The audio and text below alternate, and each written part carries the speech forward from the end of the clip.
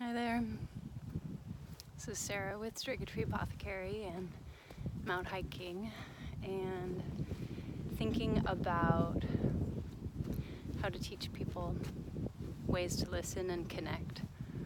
And it's not easy, but then again it is. And so just to give a few tips, it does indeed help if you have any kind of a background in meditation, or if you've tried it. That idea of dropping in and clearing your mind.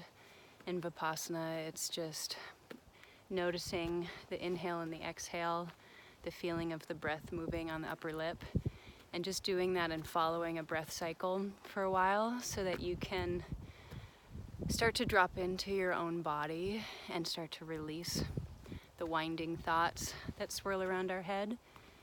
And so in doing that, we're starting to tune in to the wisdom of our own body. And that's pretty much how the information that comes from the other realm starts to arise. Once you're able to find your inner self, and so I would say that brain would be the gut. So when people talk about the gut knowing, then that is you checking in from basically just in the area of your third chakra or the hara. And so you're dropping down out of your brain and into your body and listening from that place and allowing things to arise naturally. And I do really like the statement, the willful suspension of disbelief. So letting go of any preconceptions of what the voice might sound like. It took me a long time to realize that it was really just going to sound like my own voice.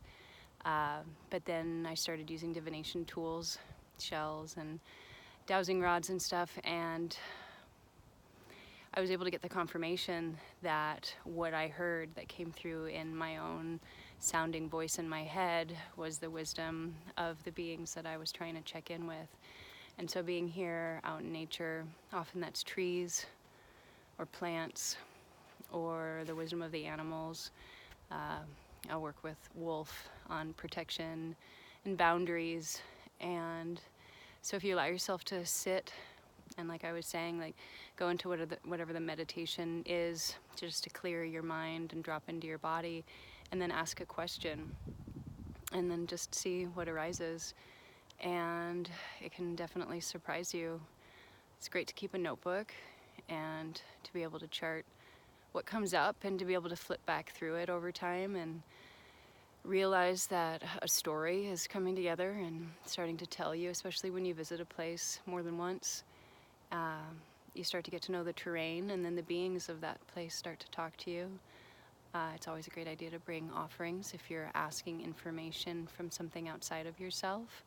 Generally, what I would say is coming through when you are asking yourself for information is that you're tuning into your higher self.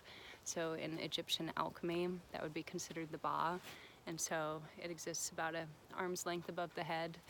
And that's kind of how we connect to our higher self. And in my own journey of asking questions, I would say that part of ourself probably still resides in the stars, which is where we come from. It's what holds the blueprint of our soul.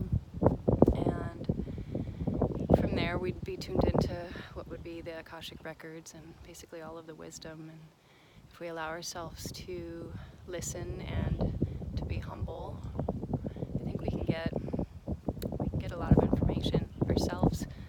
It's great to go to books and learn some of these techniques, ways to do clearings, but we can find all of the information for ourselves. So I'm using from my really beautiful hike today on Mount Pradel. So be well, and we'll speak to you next time.